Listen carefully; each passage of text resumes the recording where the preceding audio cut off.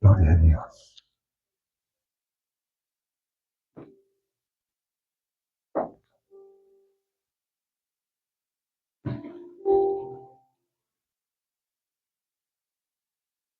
Que Dios los bendiga en esta mañana, hermanos. Es una bendición, un gozo volver a estar aquí con ustedes, con todos juntos, ¿verdad? La semana pasada no pudimos estar aquí, pero aquí estamos otra vez. Y sí se acuerdan, ¿verdad? La última vez que estuve aquí, ¿de qué estuvimos hablando? De las 7 iglesias de Apocalipsis, ¿verdad? Entonces hoy vamos a continuar y mientras Dios nos permita estar aquí, vamos a estar enseñando, escudriñando lo que refiere al libro de Apocalipsis. Decíamos que era el último libro de la Biblia. Son la revelación de lo que va a pasar en los últimos tiempos. Y decíamos también, ¿verdad?, que era una continuación del libro de Daniel. Decíamos que a Daniel se le había dado la orden de que sellara las palabras del libro porque no eran para ese tiempo. Y a Juan se le dice: Juan, ahora sí, ya llegó el tiempo, ponte a escribir lo que te voy a mostrar. Nos quedamos en el versículo, leímos el 7, nos quedamos en el 8. Dice el versículo 8 de Apocalipsis, dice: yo soy el alfa y la omega, el principio y fin, dice el Señor, el que es y que era y el que ha de venir, el Todopoderoso. Yo creo que todos sabemos lo que significa alfa y omega, ¿verdad? Pero para los que no saben, porque este estudio va dirigido a personas nuevas, a personas que están empezando a escuchar de la palabra de Dios, y pues se les tiene que dar un poquito de explicación. Como este estudio no es un estudio profundo del Apocalipsis, ¿verdad? Hay personas que son teólogos, que son escatólogos y que se van a las profundidades, ¿verdad? Este es para personas va dirigido a personas que están empezando a oír, que están empezando a escuchar y que necesitan conocer la palabra. Entonces, cuando el Señor Jesús dice, porque aquí está hablando el Señor Jesús, ¿verdad? Dice: yo soy el alfa y la omega. El alfa y la omega era la primera letra del alfabeto griego, era el alfa, y la omega era la última palabra. Entonces lo que él está diciendo: yo soy el primero, yo soy el último. Antes de mí no hay nada y después de mí no hay nada. Yo abarco todo. Desde antes que existiera la tierra, él ya existía. Después de que termine la tierra, de que termine la vida sobre la tierra, él va a seguir existiendo. Y nos hace se puede decir, un contraste a lo que es la vida en la tierra. La vida en la tierra siempre tiene un principio y un fin. Todo, absolutamente todo. Usted ve una película, tiene un principio, tiene un fin. Usted planta un árbol, tiene un principio y tiene un fin. Una predicación, ¿verdad? Tiene un principio y todos nos alegramos cuando el pastor dice: ya con esto voy a terminar. Y siempre nos dicen mentiras. Es otra media hora. Bueno, esto es para que despierten, hermano. No tengo nada contra los pastores. Esto es para que entremos en calentamiento, dice. Entonces quedamos claros: Jesucristo es el primero, es el último. Antes de él no había nada, porque él era todo, y después de él no hay nada sobre la tierra. Ok. Entonces, dice, la visión en Patmos, dice: yo, Juan, está hablando el apóstol Juan, yo, Juan, vuestro hermano. ¿A quién se está dirigiendo? a la iglesia. Y copartícipe vuestro en la tribulación. Cuando habla de tribulación, no está hablando de la gran tribulación, sino está hablando de la tribulación que había en esos días. En esos días había mucha persecución en la iglesia. El pueblo de Dios estaba siendo perseguido. Recuerden, casi todos los apóstoles fueron muertos, fueron torturados por la gran persecución que había en ese tiempo. Dice Juan, vuestro en la tribulación, en el reino y en la paciencia de Jesucristo. Dice, yo estaba en la isla llamada Patmos por causa de la palabra de Dios y el testimonio de Jesucristo. ¿Por qué causa estaba Juan en la isla? Por causa de la palabra. No estaba por criminal, por causa de predicar. ¿Alguien ha estado preso hasta este momento de los que estamos aquí por ser cristiano? No. Nadie, todavía no. Entonces, él estaba preso por causa de la palabra y por testificar de Jesucristo. Él fue llevado a esa isla como preso cuando estaba como emperador de Roma, un hombre llamado Domiciano. Entonces, él es expulsado de esa isla y aproximadamente él dura ahí 18 meses. Cuando Domiciano muere, Juan es nuevamente regresado a Éfeso y ahí se reúne con los hermanos y él sigue ahí liderando a la iglesia. Juan no murió en la isla de Patmos, él fue regresado. Y esto no lo va a hallar en la Biblia, no quiero que vayan a buscar en la Biblia, va a decir, ¿dónde está? Eso se haya registrado en la historia. Hubo muchos historiadores, cristianos también, que registraron eventos que no están en la Biblia. Si usted me pregunta, ¿por qué no está en la Biblia? Porque hay muchas personas, ¿verdad?, que les gusta, bueno, ¿y por qué no está en la Biblia? Bueno, porque la Biblia, ya les había dicho antes, la Biblia está enfocado en ciertos temas nada más. Ciertos acontecimientos que muchas veces creemos que todo lo que está en la Biblia era todo lo que pasaba en el mundo y que no había otras cosas. En el mundo había muchas cosas, muchos acontecimientos. Pero la Biblia no imagínense si se escribe toda la historia de la humanidad. Una Biblia como de esto, grueso. Entonces, para traerla cargando a la iglesia. Entonces, Dios tenía él tenía ciertos temas importantes. Él solamente escribió lo más importante en la Biblia y lo demás se encargaron otros hombres de historiadores confiables, que todo lo que ellos dijeron se ha comprobado a través de la investigación. Bueno, entonces dice, Juan estaba en esa isla. Dice que en el 10 dice, yo estaba en el Espíritu en el día del Señor. Ahí quiero hacer una pequeña aclaración. Hay dos versiones acerca del día del Señor que dice aquí. Hay una creencia que dicen que era el día domingo, que era el día del Señor. Pero yo también estaba en esa creencia, pero ya investigando un poco más, me inclino más a la otra, ¿cómo se llama? A la otra teoría. Dice, y por esto se los voy a decir, mire. Dice, yo estaba en el Espíritu en el día del Señor. La palabra, el día del Señor, yo no sé si ustedes la han leído muchísimas veces en la Biblia. Desde los profetas. El día del Señor o el día de Jehová. ¿Han oído esa palabra? Todos los profetas decían, en el día de Jehová se acerca, el día del Señor, el día del juicio, el día, bueno.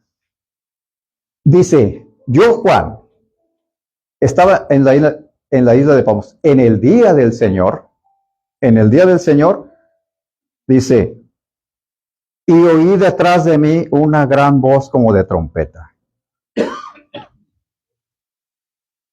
Dice, el día del Señor es el día de Jehová, que está hablando Juan aquí. El día de Jehová. Él estaba en espíritu él estaba ya, Dios lo había llevado, para que me entiendan algunas personas, en otra dimensión. En otra dimensión, su mente fue transportada, su espíritu, al día de Jehová. El día de Jehová no es un día de 24 horas, como los días de nosotros. El día de Jehová o el día del Señor es una serie de acontecimientos que empiezan con el arrebatamiento de la iglesia y termina hasta que Dios pone completamente su reino. Entonces, ese es el día del Señor. El día del Señor es cuando Él viene a juzgar la tierra. Sí, hermano. Cuando Él está hablando del día del Señor, está refiriéndose a los acontecimientos que iban a suceder en el futuro. El día del Señor, como usted dice, se puede interpretar en diferentes ocasiones, porque había días que se le dedicaban a Dios. Sí. Se decía que era el día del Señor, pero aquí Juan está hablando de lo que miró que iba a acontecer en este día. Exactamente. Especialmente que era Sí. Ese es el día de Jehová. No es un día de 24 horas. Sí, hermano. Como dice mi hermano, ¿verdad? Es un lapso de tiempo, ¿verdad? Que se van a llevar a ciertos acontecimientos, ¿verdad? Pero quiere decir, como dice mi hermano, encierra todo lo que es el día del Señor. El día del Señor, sí. Como le digo, empieza prácticamente en el arrebatamiento. Cuando es arrebatada la iglesia, es cuando Dios viene a tratar con la humanidad, cuando viene a tratar con el mundo. Bueno, lo vamos a ver más adelante, no se me desesperen. Nomás quería hacer esa aclaración, que no era un domingo de escuela dominical, no era un domingo de servicio, dice que estaba en el Espíritu. Él ya no estaba aquí en la tierra, su mente no estaba en la tierra. No estaba viendo la isla, no estaba viendo las gaviotas, no estaba viendo a nada, sino que él fue transportado en espíritu para que Dios le mostrara lo que iba a suceder pronto. Entonces, dice, y cuando estaba en esa situación, cuando estaba en el espíritu, dice que oí una voz como de trompeta. La trompeta, ¿cuándo se usaba? En el tiempo antiguo, ¿verdad? ¿Cuándo se usaba una trompeta? cuando se anunciaba la llegada de un rey. De un rey, sí. Casi por lo regular se anunciaban que el rey iba a salir o iba a presentarse. Sí. En muchas ocasiones. En muchas ocasiones la trompeta era un símbolo, era una señal. Por ejemplo, cuando iban a la batalla, sonaba la trompeta. La trompeta servía para anunciar un acontecimiento, para advertir un peligro. ¿Sí? Entonces, no era normal que se usara una trompeta. Eso era algo muy serio. Una trompeta se tocaba solamente cuando iba a haber batalla, cuando iba a haber un acontecimiento muy especial. Una señal de alerta. Una señal de alerta. Para anunciar que venía peligro. Por ejemplo, cuando venían los enemigos, había soldados cuidando y ellos hacían sonar trompetas para hacer una. Sí. Dijo el Señor Jesús, haciendo un paréntesis, cuando des ofrenda, no toques trompeta. No lo anuncies. No lo anuncies, ¿verdad? Entonces, ese es un comercial, hermano. Ahí viene la ofrenda ahorita. Entonces, dice, oí una voz como de trompeta, no una voz que fuera muy fuerte, muy retumbante, que doliera los oídos, sino una voz de alerta, una voz de advertencia, una voz que todos debían callar a ver qué dice, una voz de, hey, pongan atención, dejen de hacer lo que estás haciendo, oye lo que viene detrás de ese sonido. Eso era el anuncio. Entonces, dice esa voz que esa trompeta le dice a Juan, atención, pon atención a lo que voy a decir. Dice, y esa voz decía, nuevamente repite, yo soy el alfa Yo soy la Omega. Yo soy el primero y el último. Escribe en un libro lo que ves y envíalo a las 7 iglesias. Escríbelo. Esa palabra de escribir es algo muy importante. Algo muy importante. No podemos guiarnos a nuestra mente, no podemos confiar nosotros en nuestra mente. Imagínense, alguien dijo por ahí, es mejor que escribas con una tinta muy borrosa a que confíes en tu mente, aunque sea muy brillante. Tenemos que apuntar. Y por eso es bien importante, ¿verdad?, que cuando venga una clase, apunte algo por ahí, o marque un texto que Dios habla, ¿verdad?, a través de cualquier predicador, y ponga por ahí esto es para mí. Entonces tenemos que escribir, no podemos confiar en nuestra mente. El Señor no le dijo, pon atención y grábate lo que te voy a decir en tu mente para que se lo digas a las iglesias. No, le dijo, escribe en un libro lo que ves.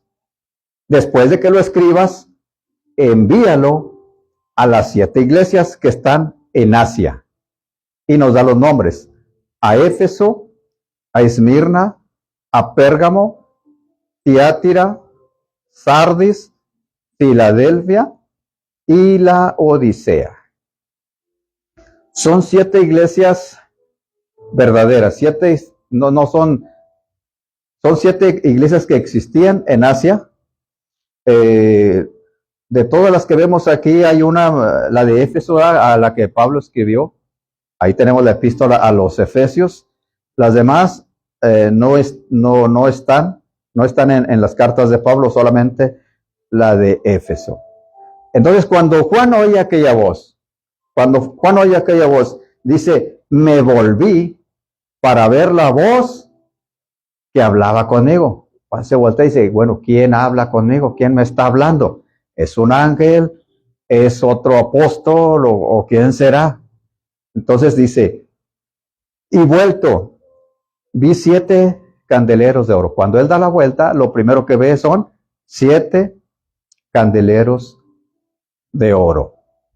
Dice, y en medio de los candeleros, a uno semejante al Hijo del Hombre, vestido de una ropa que llegaba hasta los pies, y ceñido por el pecho con un cinto de oro.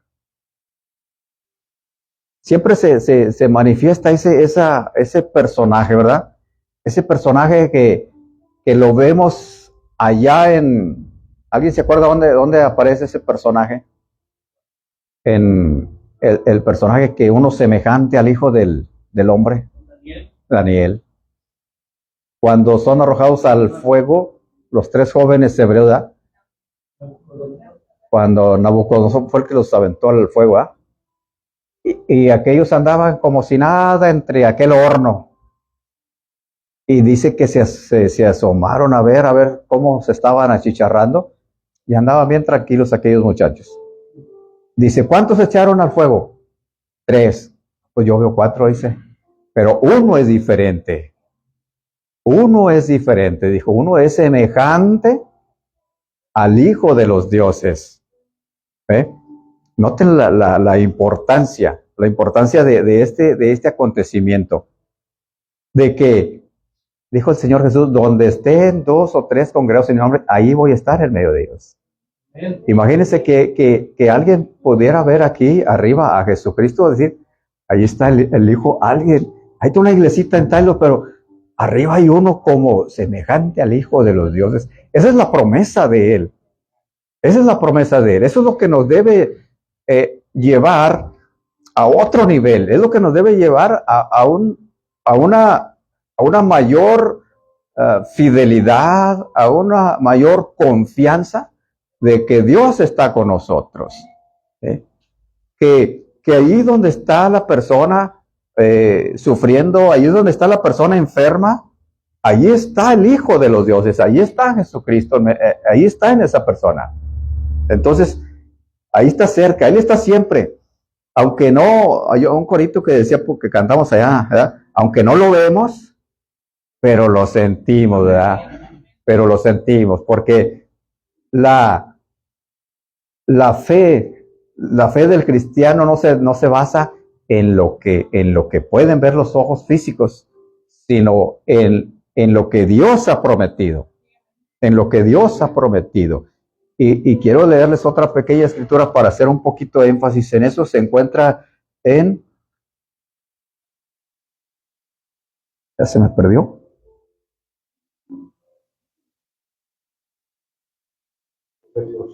En Daniel 7, 9, 10.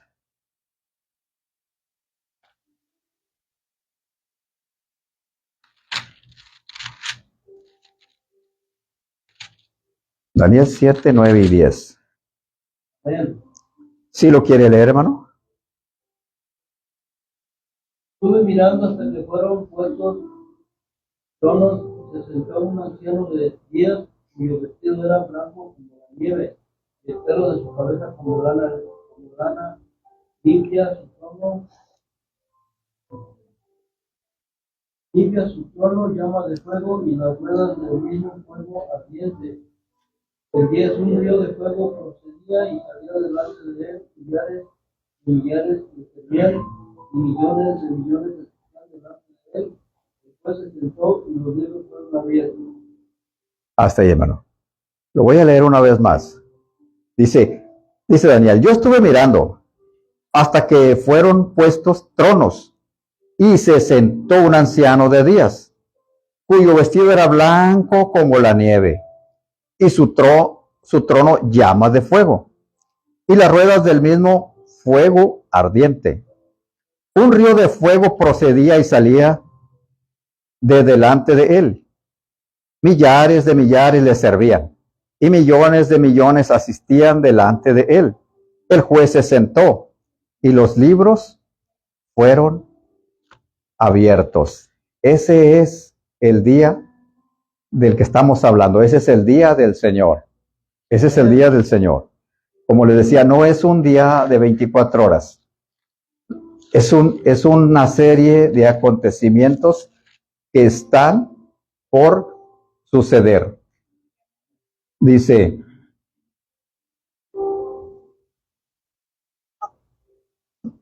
nomás les voy a leer un apunte que traía acerca de lo que significa la trompeta. Dice, en una batalla el sonido de la trompeta daba instrucciones y advertencias claves e invocaba a Dios. Eso era, dice, bueno, nos quedamos en, dice,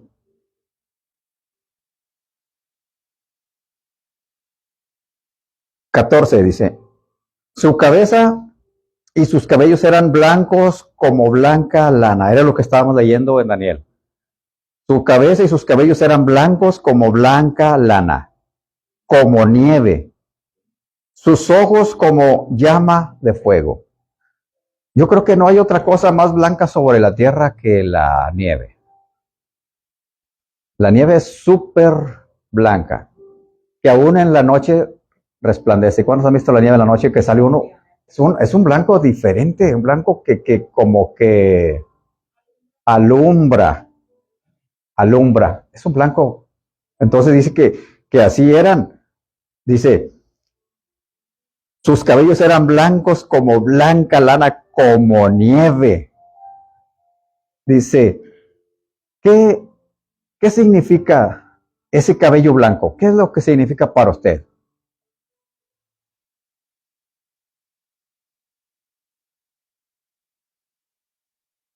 Cuando veo una persona físicamente y la mira con el pelo blanco, Es un anciano. Es un anciano. El pelo blanco significa largura de días, que ha vivido muchos años. Dijo alguien por ahí, lo que yo tengo en mi cabeza, dijo, no son canas, dijo, es el polvo que se me ha pegado en un largo caminar, dijo.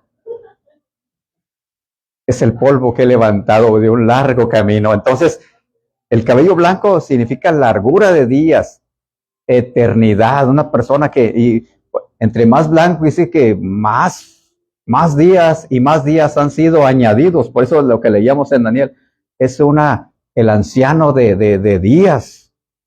En otros versículos, el anciano de días, de muchos días.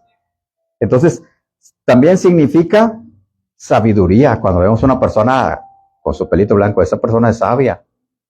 Esa persona es sabia porque para que haya llegado a esta edad es porque es una persona sabia. ¿Y a quién le va a pedir un consejo?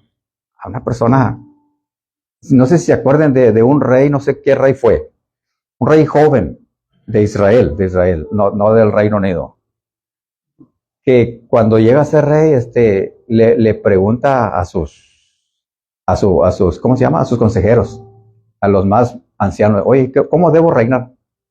No, mira, tú debes reinar de esta manera, mira, tu padre fue malo, tu padre fue muy duro con el pueblo, tú tienes que ser más suave, quítales poquito de impuesto y tienes que ser más suave con el pueblo, más tolerante.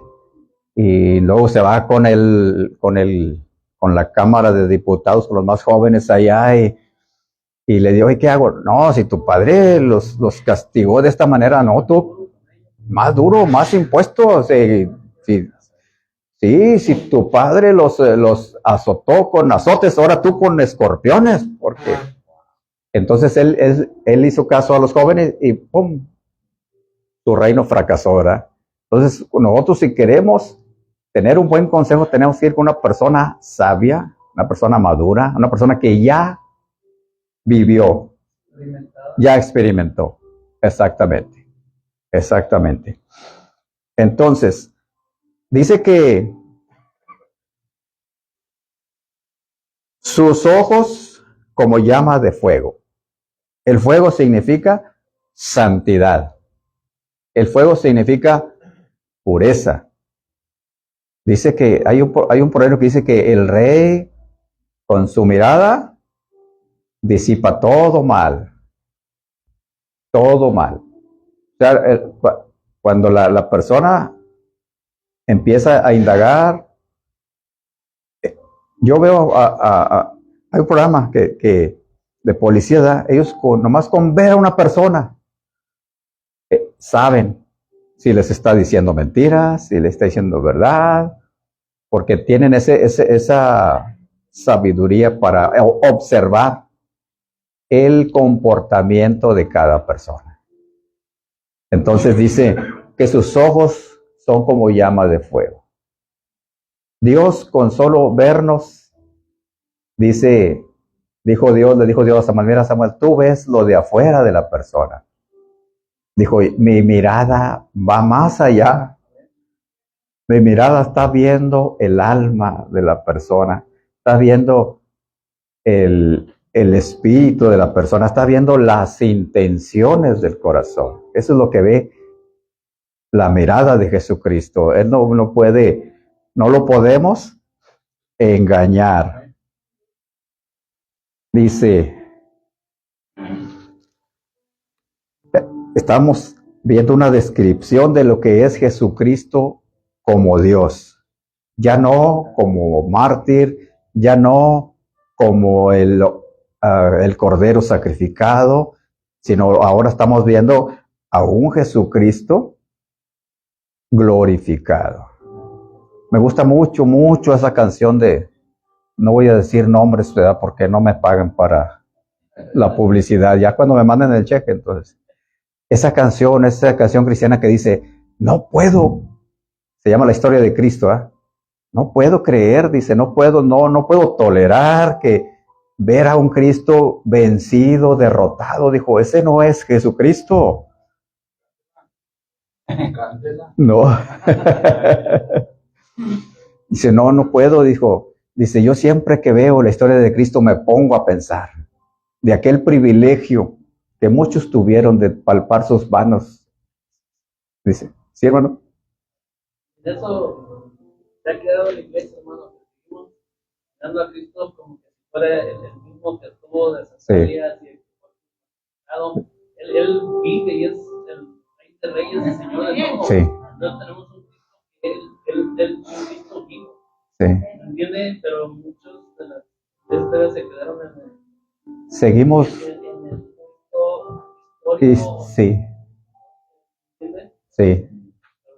Pero es un Rey que vive y reina por siempre. Dice la canción, yo creo en un Cristo de rostro alegre. Él ya venció, él dijo, yo ya he vencido. Él vino, sufrió y todo eso fue cierto, ¿verdad? Pero yo ya he vencido, él ahora está aquí está el retrato de cómo es una pequeña imagen de lo que es él, de lo que es él. Entonces, dice Juan que cuando lo vio, dice que cayó como muerto de ver la gloria de Jesucristo, la gloria de Dios. Entonces, eso, como decía, esa me gusta mucho de esa, de que Jesucristo ya no está vencido, no está derrotado, no está triste. Eso dijo, es falsa creación del pintor. Es una falsa creación del pintor. Ellos, como dice el hermano, y muchas veces nosotros a veces todavía miramos a Jesucristo así. Y ya no es así. Dice, sus pies semejantes al bronce bruñido, refulgente como en un horno. Dice, y su voz como estruendo de muchas aguas. ¿Alguien ha ido a las cataratas del Niágara? Yo tampoco. Pensaban que iba a decir que sí, ¿verdad? No, pero quedan muy altos. Pero el ruido de esas aguas, yo nomás lo he oído en la televisión, el ruido de esas aguas es fuertísimo, que no, usted puede hablar con otros, no oye lo que está por las grandes cantidades de agua están cayendo, el ruido impetuoso que se viene por metros y metros y van pegando en las rocas, es algo muy fuerte. Bueno, así era la voz, dice Juan, su voz era como estruendo de muchas aguas. Entonces dice, aquí viene lo bueno, dice, y tenía en su diestra 7 estrellas. ¿Qué son las 7 estrellas? Eso está ahí más adelantito. Las 7 estrellas dice que son los ángeles de las 7 iglesias. Ahorita vamos a explicar un poquito más. Dice, tenía en su diestra 7 estrellas y de su boca salía una espada aguda. ¿Qué es una espada aguda? A ver, hermana, usted está como queriendo... Se refiere a lo que es la palabra de Dios, a eso se refiere. Sí. La palabra dice que penetra como Sí. Tenía en su boca una espada aguda. ¿De qué? De 2 filos. Hebreos 4:12, ¿alguien lo tiene en la mano?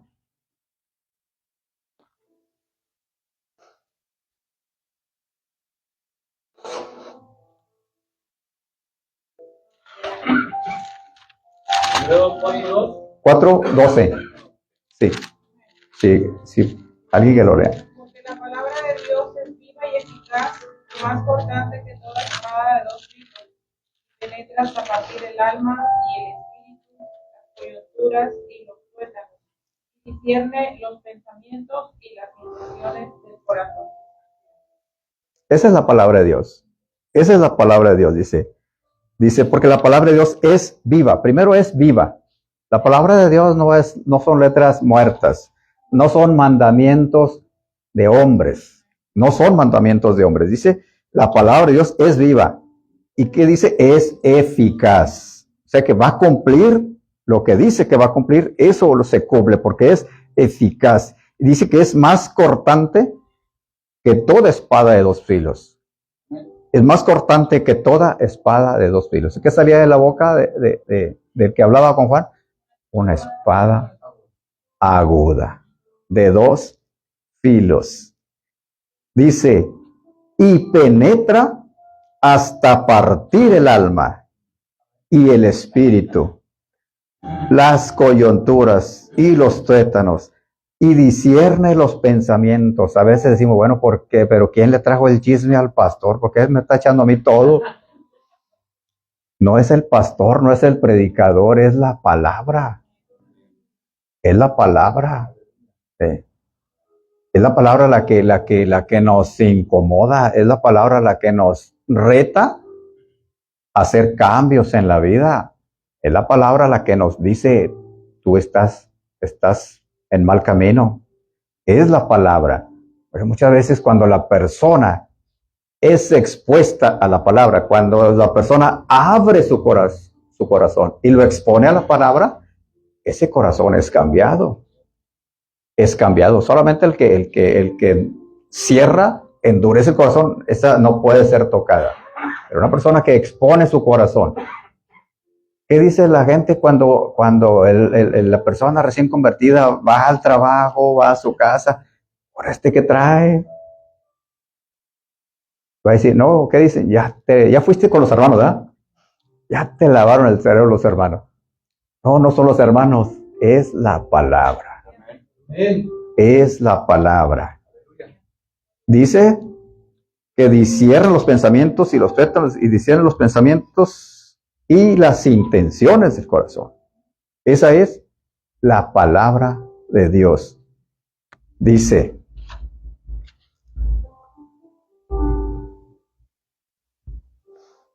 Mateo 17:2. Mateo 17:2.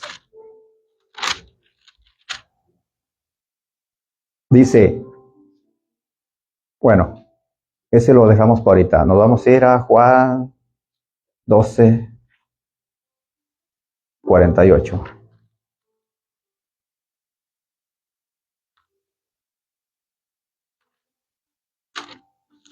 Juan 12:48 dice, lo voy a leer desde el 46, ¿para qué? Para tener más cimiento. Dice, y dice, yo, está hablando Jesucristo, yo, la luz, he venido al mundo para que todo aquel que cree en mí no permanezca en tinieblas. Al que oye mis palabras y no las guarda, yo no le juzgo, porque no he venido a juzgar al mundo, sino a salvar al mundo. El que me rechaza y no recibe mis palabras, tiene quien le juzgue. La palabra que he hablado, ella le juzgará. ¿Cuándo? En el día postrero. Ella le juzgará en el día postrero, dice. Y de su boca, en Apocalipsis, volvemos a Apocalipsis, y de la boca salía una espada aguda de 2 filos. Cuando venga Jesucristo a juzgar al mundo, Él lo va a juzgar, como dijo allá en Juan, a través de su palabra. Dijo, yo no los voy a juzgar. La palabra que yo les he hablado, esa palabra los va a juzgar en el día postrero. Esa palabra. Dice, seguimos adelante. Su rostro era como el sol cuando resplandece en toda su fuerza. ¿Alguien puede ver el sol? Nadie lo puede ver, ¿verdad? Nadie puede ver al sol. Mírelo y se le van a quemar sus ojitos. No se puede solamente con un papel. Como si solamente, ¿verdad? Podemos. No. Y el sol está a millones y millones y millones de distancia.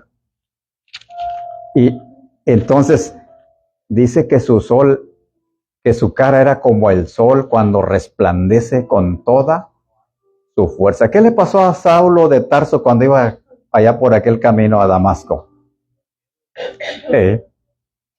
Y cuando se le apareció el Señor, él cayó y quedó ciego. ¿Por qué? Porque vio instantáneamente, en milésimas de segundo, vio a Jesucristo. Dice lo que Mateo 17, como les había dicho ahorita, se los voy a leer, dice 17:2, dice: y se transfiguró delante de ellos y resplandeció su rostro como el sol, y sus vestidos se hicieron blancos como la luz. Ahí fue una pequeña muestra.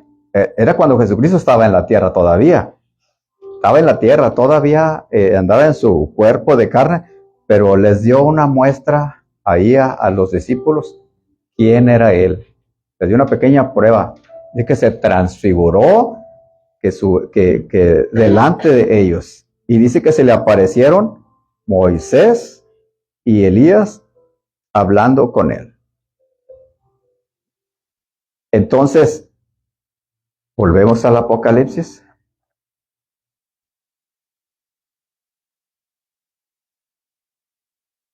Dice, y su rostro era como el sol cuando resplandece con toda su fuerza.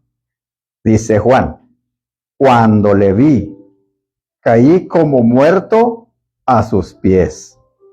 Y él puso su diestra sobre mí, diciéndome, no temas, yo soy el primero y el último, y el que vivo, y estuve muerto. Mas he aquí que vivo por los siglos de los siglos. Amén. Y tengo las llaves de la muerte y del Hades. ¿Quién tiene las llaves de la muerte y del Hades? ¿Las tiene algún apóstol? ¿Las tiene alguna religión? ¿Las tiene algún pastor?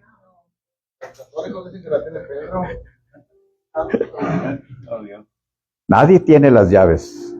Ninguna persona sobre este mundo tiene las llaves del Hades y de la muerte y del Hades. Solo. Pues Pedro dice que la tiene el Papa. Entonces, ¿qué significa una llave? Una herramienta. Una herramienta. Uh-huh. Es un poder. Es un poder. Si yo le digo a un hermano, vaya a la tienda, ahí está mi camioneta, vaya a la tienda, vaya a un mandado, o se la presto para que vaya a su casa. Y usted se va y se sube. Si yo no le doy la llave, ¿usted puede irse? Se puede subir, puede acostarse, puede hacer lo que quiera, pero no va a poder moverla. Porque no le di la llave.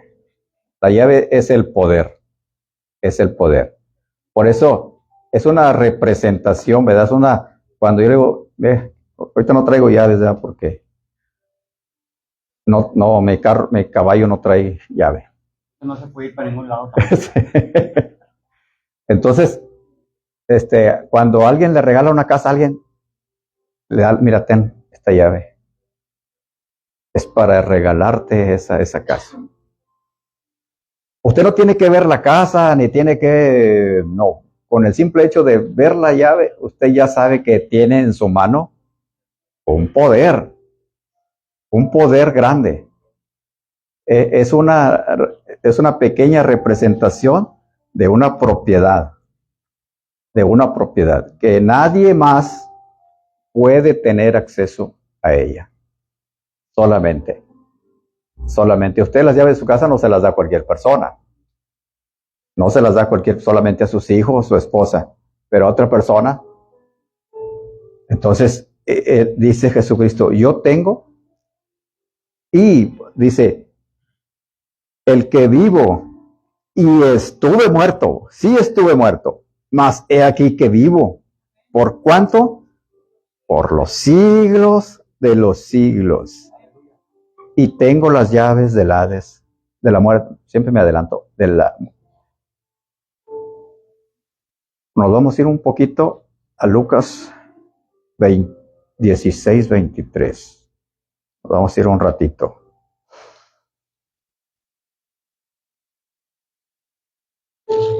Si alguien lo quiere, 16, 23. Y en el Hades alzó sus ojos estando en tormentos y vio de lejos a Abraham y a Lázaro en su seno. Hasta ahí. ¿Alguien que me quiera opinar, que quiera decirme qué significa el Hades?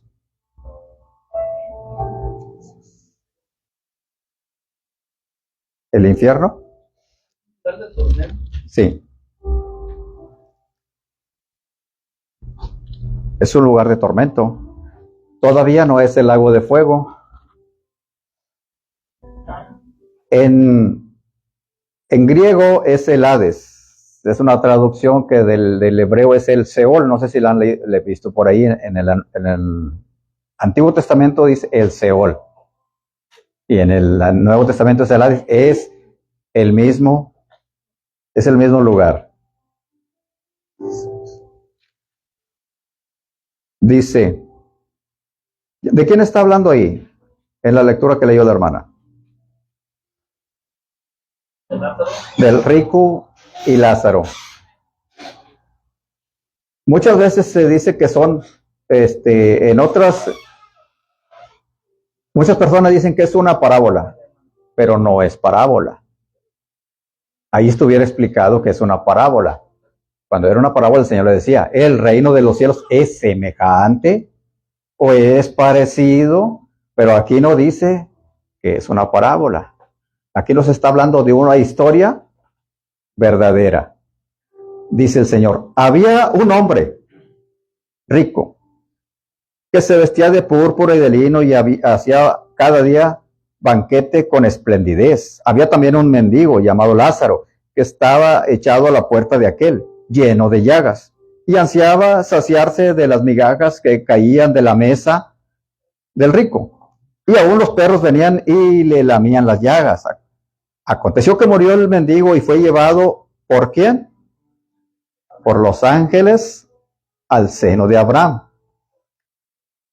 Y murió también el rico y fue sepultado. No vinieron los ángeles, ¿verdad?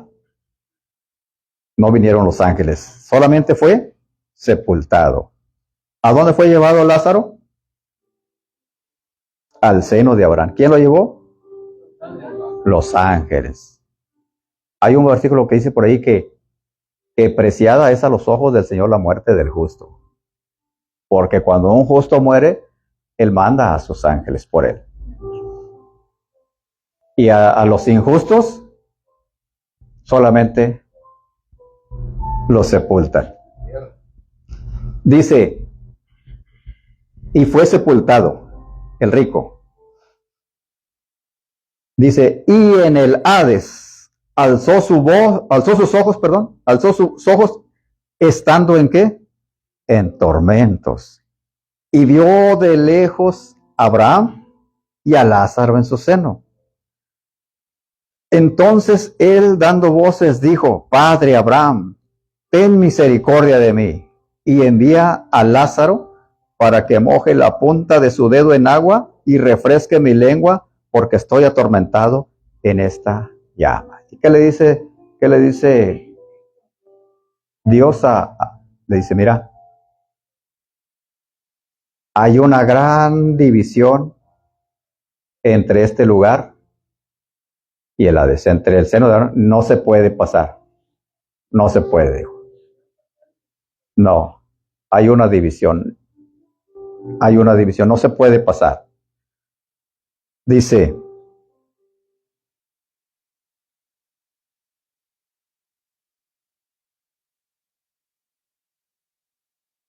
la palabra griega, Hades, como su equivalente en hebreo, Seol, se usa de dos maneras.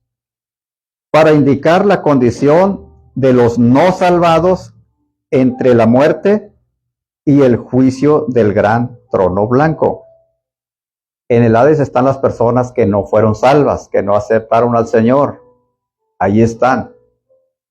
Pero están en espera del juicio final, el juicio del gran trono blanco. Ahí están. Ahí están, dice. Dice, muestra, Lucas 16, 23 muestra que en el Hades los perdidos están conscientes, tienen uso completo de sus facultades, de memoria, dice, y están en tormento. Esto continúa así hasta el juicio final de los perdidos. Cuando todos los no salvados y también el Hades mismo será arrojado al lago de fuego. Dice Jesucristo, yo y tengo las llaves del Hades. Él tiene el poder. Él tiene el poder, Él tiene la autoridad sobre todas esas personas. Dice, porque Él les dijo a sus discípulos, ¿verdad? Dijo, yo tengo poder para dar mi vida y tengo poder para volver a tomarla. El Hades no lo pudo detener. La sepultura no lo pudo detener. Entonces, dice, escribe las cosas que has visto y las que son y las que han de ser después de estas. Dice, el misterio de las 7 estrellas que has visto en mi diestra y de los 7 candeleros de oro. Dice, las 7 estrellas son los ángeles de las 7 iglesias y los 7 candeleros que has visto son las 7 iglesias. Las 7 estrellas son, cuando habla de ángeles, la palabra ángel significa, ¿qué significa? Mensajero. Mensajero. Entonces, toda persona que está al frente de una iglesia, todo pastor, todo ministro, es un mensajero de Dios. Dios habla a través de él a la iglesia. Entonces dice, todas las personas que están en el ministerio, dicho de otra manera, están en mi mano, dice el Señor, están en mi mano. Están en mi mano, dice. Esas 7 estrellas que tú has visto, digo, son los 7 mensajeros de las 7 iglesias, dice. Y los candeleros que has visto son las 7 iglesias. ¿Para qué sirve un candelero? Para alumbrar. Dijo el Señor Jesús cuando daba su enseñanza en el Sermón del Monte, dijo, ustedes son la luz del mundo. Ustedes son la luz del mundo, dijo. Dijo, así alumbre vuestra luz delante de los hombres para que vean vuestras buenas obras y glorifiquen a vuestro Padre que está en los cielos. Si un candelero ya no da luz, ya no sirve, ¿qué se hace con él? Se cambia por otro, se desecha. Eso lo vamos a ver más adelante. Más adelante Dios le dice a una de las iglesias. Dice que si no arregla sus cosas, dijo, yo voy a quitar tu candelero. Entonces, esta mañana nos vamos a ir con ese pensamiento. Así alumbre vuestra luz. Diga, yo soy un candelero. Yo soy un candelero y yo debo alumbrar. Dios me ha puesto para que dé luz. Para que dé luz. Para que las personas que andan en tinieblas puedan ser alumbrados puedan ser alumbrados dice así vean para que vean vuestras buenas obras y glorifiquen a vuestro Padre que está en los cielos. Amén. Y que no seamos oscuridad. Que haya una distinción, ¿verdad?, entre el que le sirve a Dios y el que no le sirve, dice en otro versículo. Que Dios los bendiga esta mañana y sigan leyendo todo el capítulo 2 y para que me ayuden a dar la clase la próxima semana. Amén. Que Dios los bendiga, hermanos.